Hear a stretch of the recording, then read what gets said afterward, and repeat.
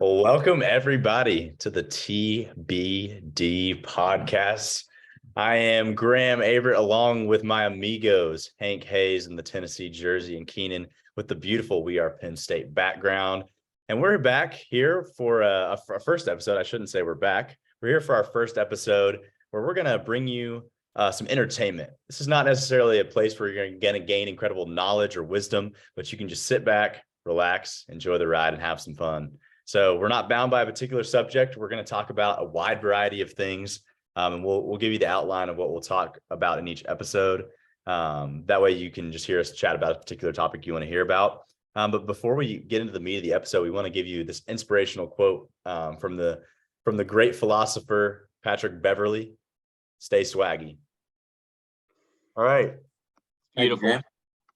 And now we want to, Hank, take it away for us. Yeah, thank you, Graham, for the beautiful introduction. We are really stoked to be with y'all today. Stoked to just really chat about some of our favorite things, and that's what we're going to be doing every episode because that's what we like to do, like to chat about our favorite things. So, we have some incredible things on the ledger for today. Graham or Keenan, do you want to break those down for us? Keenan, you got it. Yeah, I think first and foremost, we're in the middle of college basketball season. So we're going to dive through that, maybe make some predictions, maybe talk about some bracketology. We got a big weekend of SEC and Big 12 basketball. Gosh, going to be some beautiful games going on there. Talk about, obviously, the NFL playoffs. We're 2 games away from the Super Bowl, and so make our predictions there. Maybe talk a little bit about the off season for both Hank and I's teams and what we can do to improve for next year. And we're going to talk about the amazing, just like we see in Graham's background, step sing. If you're unaware of step sing, will enlighten you to the beautiful singing and stepping of Samford University. And I think that's what we have on the docket for today, unless you guys have anything else. Yeah, that sounds good. That's the docket, man. But before we get into those segments, we want to give you guys some flaming hot takes for the week.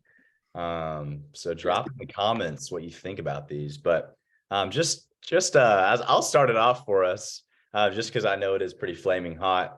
My hot take for the week is that Chick-Fil-A is not a top 10 fast food establishment.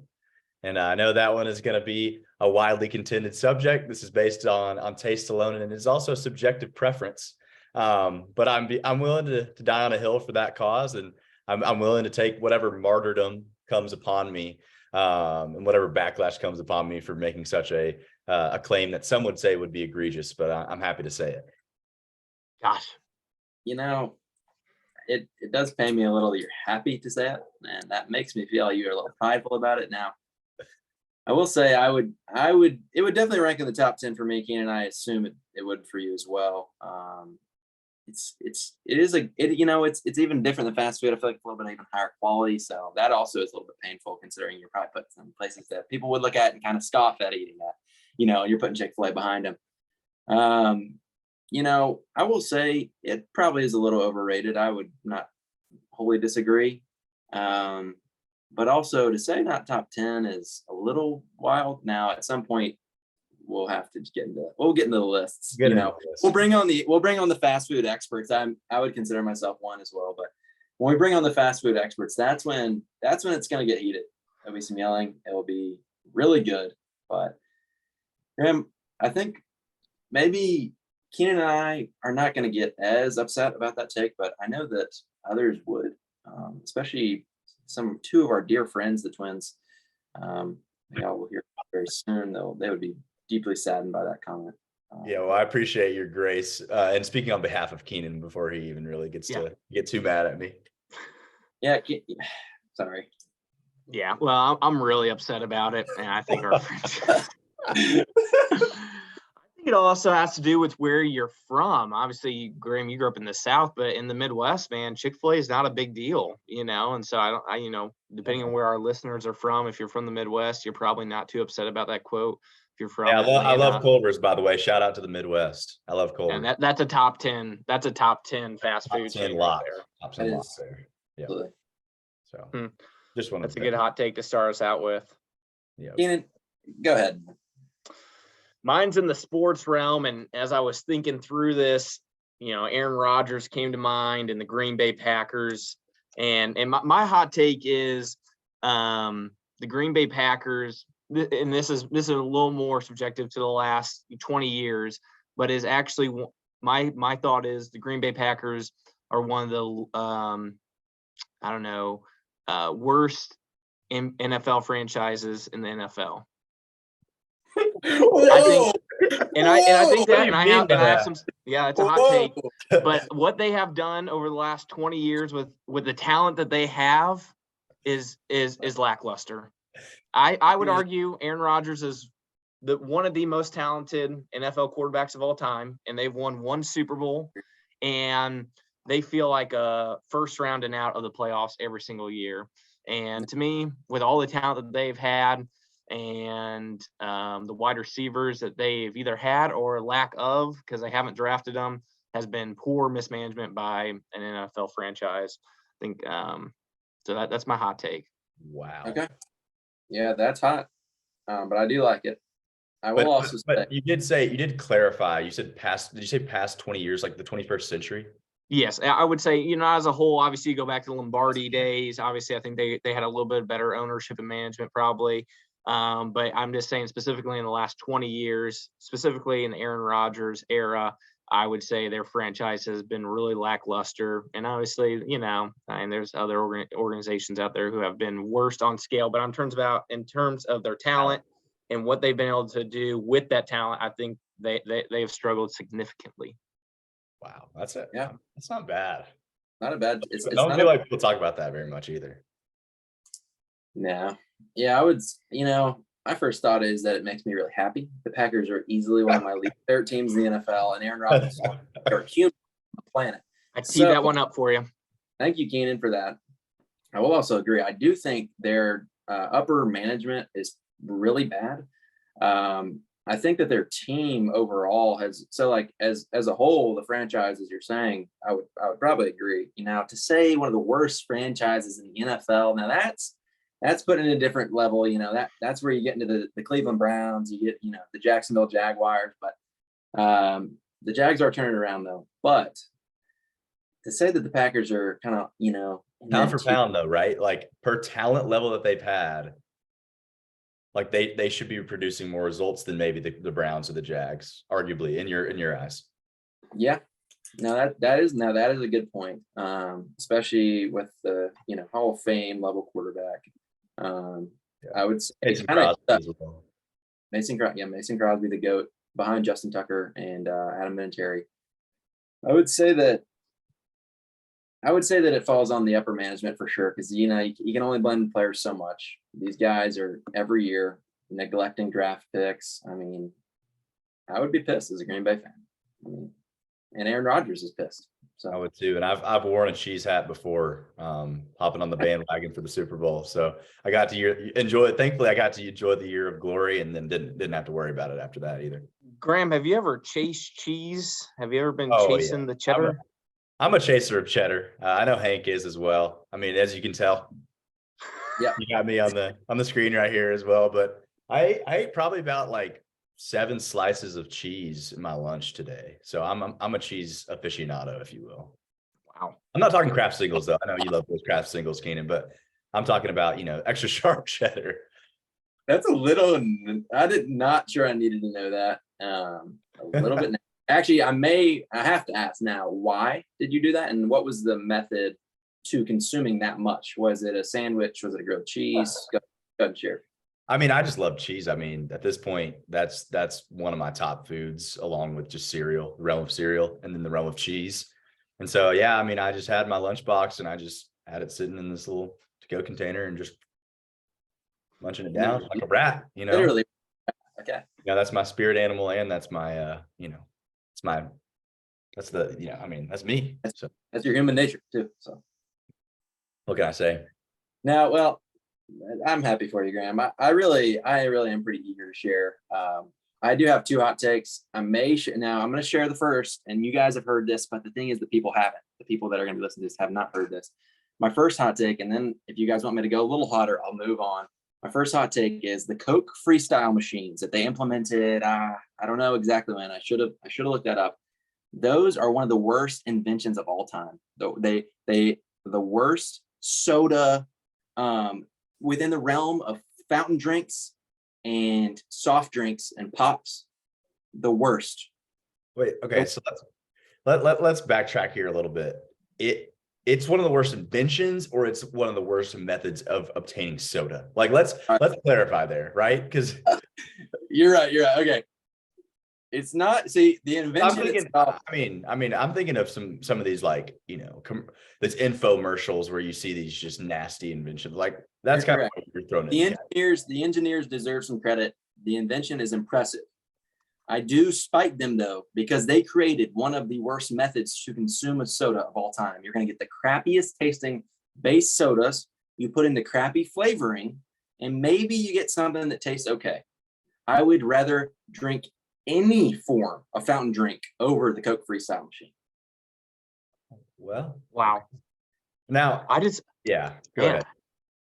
I don't know if I've had such a bad experience with these machines. Graham, Graham, have you had a bad experience with these machines? Here's my thing with the freestyle machines.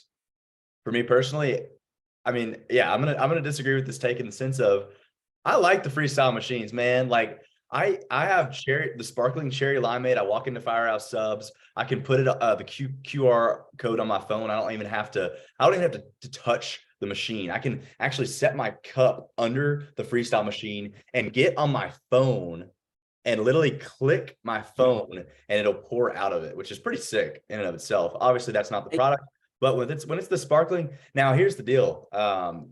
I would say, if you're talking about, Hank, I see you as a guy who likes classic sodas, classic Pepsi, classic Coke. Like, you're not going to be wanting something maybe like a cherry limeade often.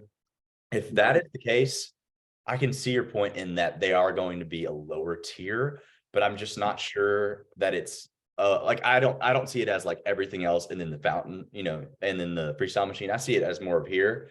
It's a hot take, but it's a hot take, which, I think that the main thing that we can all probably agree on is that McDonald's does their Coke and Sprite right, as it is, harvested from the mountains of Nepal, and all. It all has to do with the size of the straw. Those things are thick. It definitely. They also do, according to, and I'll give a shout out. We'll give our first shout out to someone in our lives that, it means a lot to us. I learned this, and Keenan, you may know this too. We learned this from Warren Fitzpatrick, our fellow man. He let me know, and this is the reason I actually believe that Cokes from McDonald's are the top tier of soda, is they refrigerate their syrup as they travel, and they ship it. They ship it from the location, the warehouse, to the McDonald's locations. They refrigerate their syrup on the way, and I think it costs tens of thousands of dollars more to do that per year. But that's why you get the top tier product. You pay for what you get. That's why everybody says that about McDonald's. They're consistent in providing that, and I gotta give them some credit there. And we will love to obviously jump into talking about McDonald's on another episode. I know that'll be on the horizon. Sorry, we're getting too. You're right. But hey, I'll be happy if Keenan is to at least hear the second hot take, and then we can kind of roll with the punches if you want to share. If not, we can hold off. But I'll go ahead and share. We might have to discuss it more next week, but I'll share. The second one, and this one is not as thought out as the Coke Freestyle Machine hot take thought, but the second hot take is that Tom Brady carried Bill Belichick.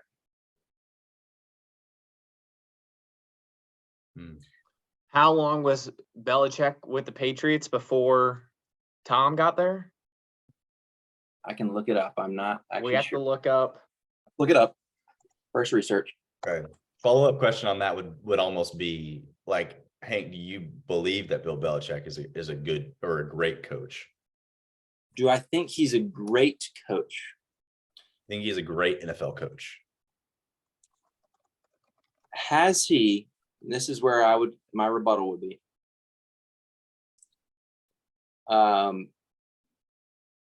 Has he ever had playoff success or Super Bowl success without Tom Brady? That would be my. Because I don't think so. When he began with the New England Patriots in 2000, they went 5-11. Okay, 2001, Tom Brady was on the team, and and that's when their Super Bowl dynasty begins. Tom Brady was on the team until 2-3 years ago when he left for the Buccaneers, right? The Patriots have been mediocre at best since then. I mean, yeah, it's worth the discussion. Obviously, it's hard to tell, what he was doing there. I mean, with deflating balls and spying on things, but Yeah, and to say he's a bad coach would be a little foolish, I think. Now, he definitely is a good coach. I don't think any team is going to win a Super Bowl with a bad coach. But I also think that good coaches look really good with a legendary player or players lifting them up. Right. And that's what I would say. I almost feel like it's maybe a little bit similar to in the realm of the NBA, Greg Popovich, who's like had Tim Duncan, who's top 10, arguably top 10 player in the NBA history. Absolutely. And then followed up with Kawhi, and then as soon as that went over, and to be fair, obviously they were probably intentionally tanking as well, but maybe they'll get Victor Wembanyama. We can get to that later, but I don't know. It's a fair take though. I think it's a fair. Because I would, yeah, and I think that's honestly, I think that is actually almost a perfect example, because I think Pop is considered to be a legendary coach, but without those players, has he ever achieved long-term success or even like any type of success? Like honestly, because you start thinking about Eric Spoelstra with the Miami Heat. All the big three are gone. Everybody's gone. The Heat are really good still. They have been. I do think he's one of the better guys. That's just a comparable argument to a coach that actually has continued the success without. I mean, you'd consider Hall of Fame players on the team. Yeah. Which I wanted to give a shout out to Taylor Jenkins as well in Memphis, who I believe is probably one of the top coaches right now, even though they're 4-game losing streak. We'll get to that and other things later. Grinding. Love it. But yes, those are my 2 hot for the day. I'm going to come with some fire next week, boys. I like it. All right. Well, we want to get into the first point of discussion of college basketball. Joe Lunardi this year has been amping up his frequency of bracketology drops to the point where he is not only dropping once a week, he's dropping twice a week. The man never sleeps when he's putting together these brackets. And so we want to talk through a little bit of bracketology, and also we want to preview. And I know we want to talk about this, especially with Hank in the room, the SEC Big 12 Challenge, the college basketball matchup of the weekend between Texas and Tennessee, and then just some other notable matchups for discussion. Yeah, no, absolutely. The bracketology, like we could sit here and talk about it all day. It's in my opinion, one of the most exciting sporting times for all sports each year. Obviously March Madness, even leading up to it. I mean, I could sit here all day and talk about, projected seedings. But no, I mean, we got a lot of good games this weekend, probably the best slate until we see March Madness, in my opinion. So I would agree. So, in y'all's opinion, who's jumped up the most? Obviously, we're coming up here a month almost from March. Who's jumped up the most and surprised you the most this college basketball season?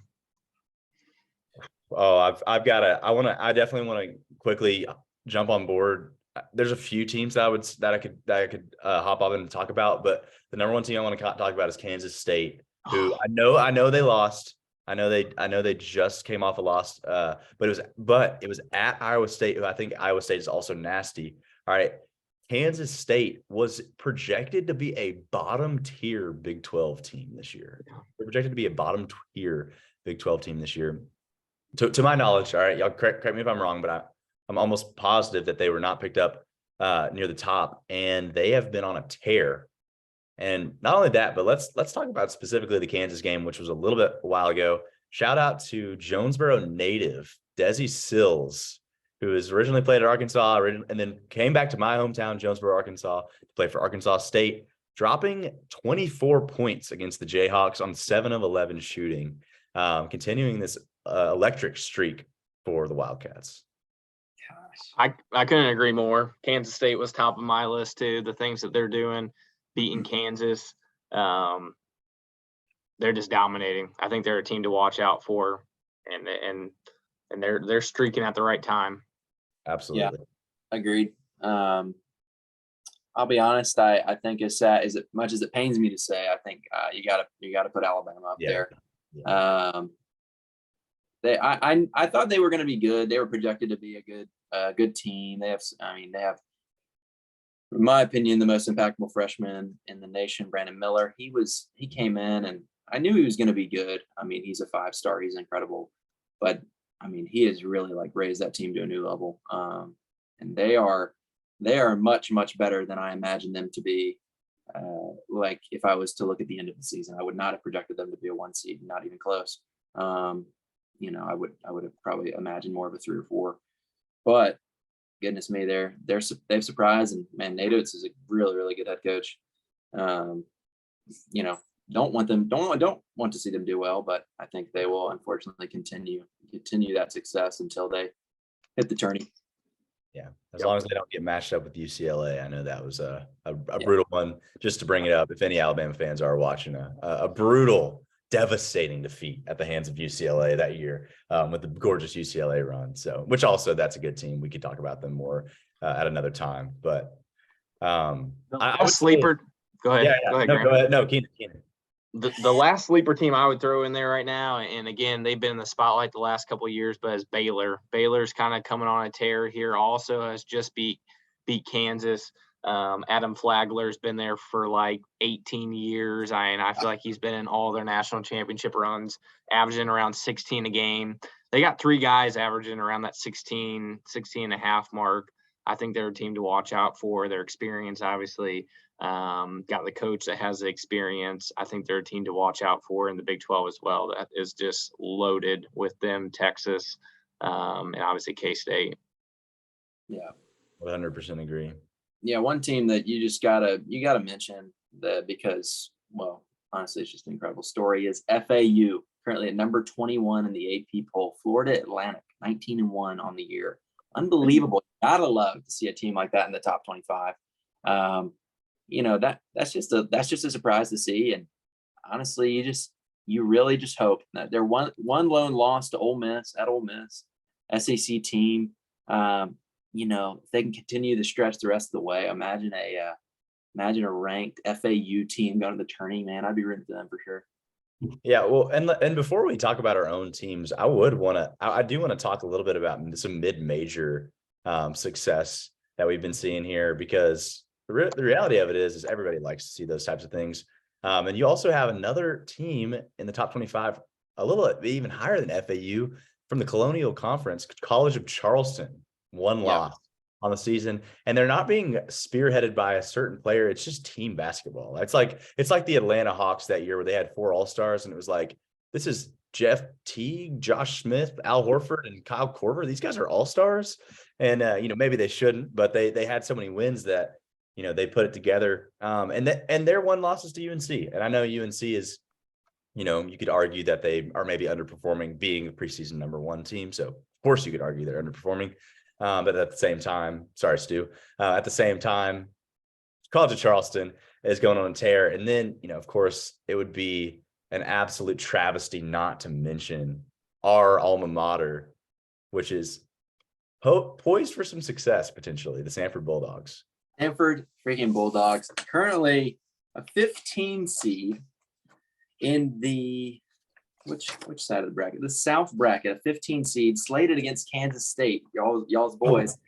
So, and that would just be one that would make you both, you'd make you sad because you just want to see both of them win. But Samford, up until a wild overtime loss and what I would probably say is the second best team in the conference, Furman, down to the wire game.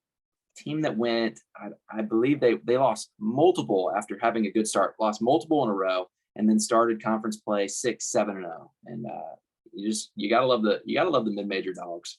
So was it 1-6 or 1-7? Was it 1-7 lost 6 and then 1-8 or something like that? It was very similar to that, if not exactly that. I think it was 1-6 lost 7, 1-8. So with an overtime loss against a really solid Furman team with NBA prospects on the floor. Yeah. Yeah, absolutely. Incredible. And this is a testament to the beauty of Bucky McMillan coming in, riling up the student section and giving us winning seasons. I mean, if you look back into the history of the program, like we're not, and I do not want to speak ill of my alma mater by any means, but basketball has just not been a calling card. There have been only out of 50 years in Basketball Reference, there have been only 20 seasons 500 or above. Yeesh. Only 20 seasons 500 or above, and most of those are barely above 500. And in terms of Southern Conference play, 3 seasons. Three Yeah. seasons. Wow. And two of them are with Bucky. Yeah. And Buckyball really has changed things. Pageant, when we were our freshman, sophomore year, pageant basketball was irrelevant. I mean, it really was. And then it clicked, and it was completely different junior and senior year. Yeah, and if Paget managed to listen to this podcast, I am sorry, but man, he was sucked as a coach, and he played his son all the time, and man, it was gosh, it was terrible basketball. We'd go and they would get steamrolled. It was worse. I've got a hot take for next week. All right. Keep it in the back pocket, man. And I don't mean to be rude with comments like that. Sometimes that's the truth. If I coached a basketball team, I'd probably suck too. You could tell me. But that was the truth. We were terrible. But when that's your profession and you have played the game in the NBA, you would think you would think you would have more success. This is a little bit of insider information, but they actually used to have Scott Paget highlights playing in the weight rooms of the Samford weight rooms, which that's a little weird. Maybe, inflating the ego. He didn't ask for that, but just a little weird, recruits coming in, even just players coming in. I don't really think they're wanting to see that. So, that's unique, but that's in the past. So we move on. Buckyball's here. He's humble man. He's forgiven, but he did kind of throw the program in the trash can before Bucky resurrected it. So we'll say that. Yeah. All right. Well, boys. Okay. Thoughts on current teams. Obviously, Keenan, Penn State fan, me as an Arkansas fan, Hank is a Tennessee fan. Hank, if you want to lead us off, I mean, clearly have the best team of us three by far. Yeah. Boys, I would say that, Tennessee. 10-minute warning also. Yes. Tennessee was slated to have a good season.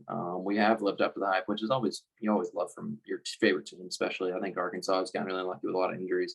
And then Penn State, honestly, I don't exactly know where they match up to expectations, but I think they're doing pretty well. But Tennessee, this season, I would just say for most of Rick Barnes' teams, it comes down to good defense. We rank number 2 in the Ken Pomeroy standings, which is advanced analytics. We have one of the top defensive margins of all time for all Ken Pom standings. One of the best, which basically says where the current Tennessee team is one of the best defensive basketball teams of all time, at least of recent history. And honestly, it's hard to argue. We hold most teams under 50 points. We have won 10 games this season by 20 plus points, breaking franchise record. But the one thing that people always say about Tennessee basketball teams and Rick Barnes is they never get it done in the big moments. And it's hard to argue. We don't win in the tournament. We have not made it past the Sweet 16 since he's been here. And one of those years with multiple amazing players, including Grant Williams, who's a first-round draft pick and plays for the Celtics. This year, got a lot of depth.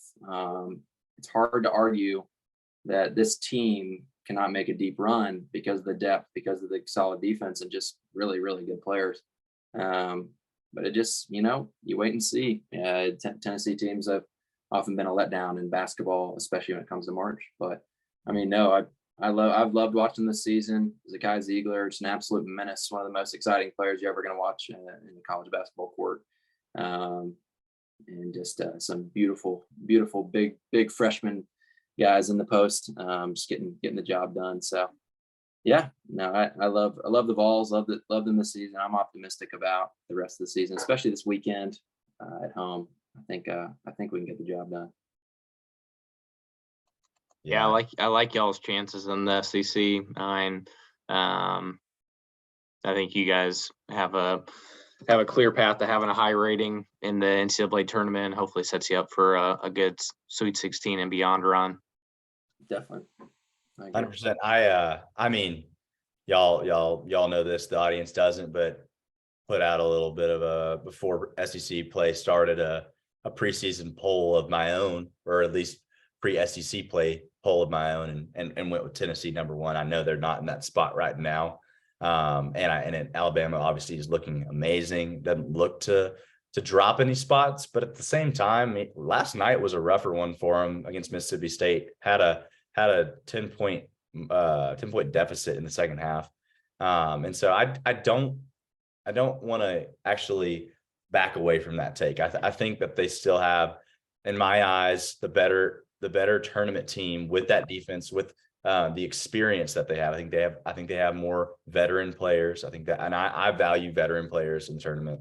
And so I think with Tennessee, you've got a complete unit that is going to do some damage. I think I would say they will make it past the Sweet 16 hands down. There's almost no doubt in my mind. I have more confidence even than the Grant Williams, Admiral Schofield team, because the metrics are there, the eye test is there, and then just the balance. It's just a more balanced team. I think the defense is going to not let you down, and the scoring inside, but also the outside shooting. That's gonna be key, right? Key is pretty lethal as well. So I don't know. It's hard to argue with. Yeah, no, I appreciate you giving them some praise. It's definitely exciting. You're probably a little bit more confident than I am just because of our lackluster tournament success, but I definitely am not preying on their downfall as a lot of fans do. I hope they can get the job done. So. Well, should I go next, Keenan, do you think? Or I think it's a coin flip. I think it's probably a coin flip between us on who's really been more successful this season. Yeah, I think you would have a lot more to talk about your team than what we've had so far. I think you guys probably have the better team all around. So, although I will say, I think y'all may have the best player out of both rosters, at least college wise. I will say that. Yeah, Jalen's a beast. We're gonna miss him.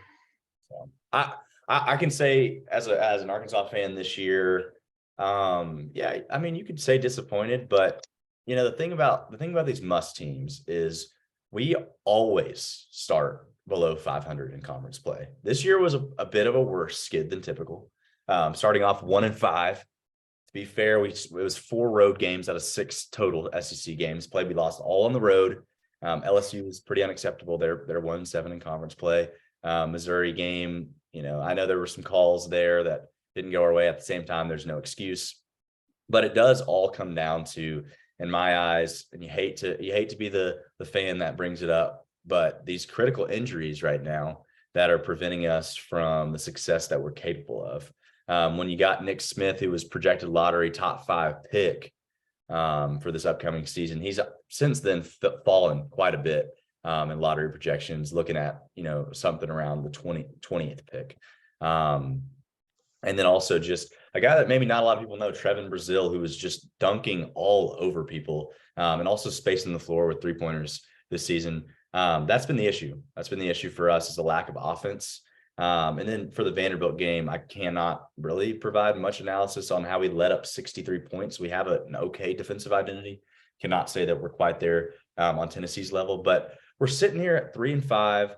We have our next 2 games in SEC play at home.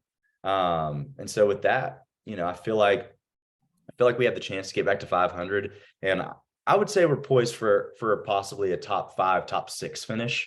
Although I'm not sure we're going to be quite able to get to that, 3 position that I predicted us to be at. But we do have Nick Smith looking to come back. No Trevin Brazil, but Nick Smith looking to come back. And I wouldn't say he's a savior of the franchise, but his offensive prowess is something that we desperately need. So I look forward to watching us more. I'm not down in the dumps. I believe there's a future for us. But I think that our path to the tournament is going to be different than we expected, as we were projected as a 2 and a 3 seed early on. And I think we're looking at a 7 or an 8 right now in Lenardi's current projections. Yeah. Arkansas is sitting at 8 right now. I think that strong 8. That's a strong 8. That is genuinely an 8 you would definitely not want to play. I'm not kidding about that. That would be a miserable 8, especially with Nick Smith coming back. That's like a lot of these teams that hit the tourney and a lot of their players come back from injury and stuff all season. It's like these high seeds, they just get screwed over. That's how it goes. I'm not saying it's unfair. It's just how it goes.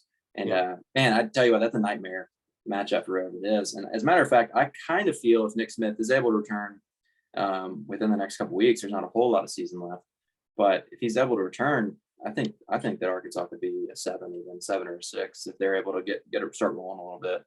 Yeah. And we won 14 out of 15 at the end of the last season, so you never know. Amazing, amazing run. Also, do we want to keep going, or what do you guys think? We're at like 30 seconds left. I'm looking at 155 time Okay. left. 155. So I mean, do we That's want to just keep talking? And then Hank, will you start another one, or are y'all able to, or do we want to just? Yeah. I'm happy to for at least a bit more. I can do whatever. Yeah. Okay.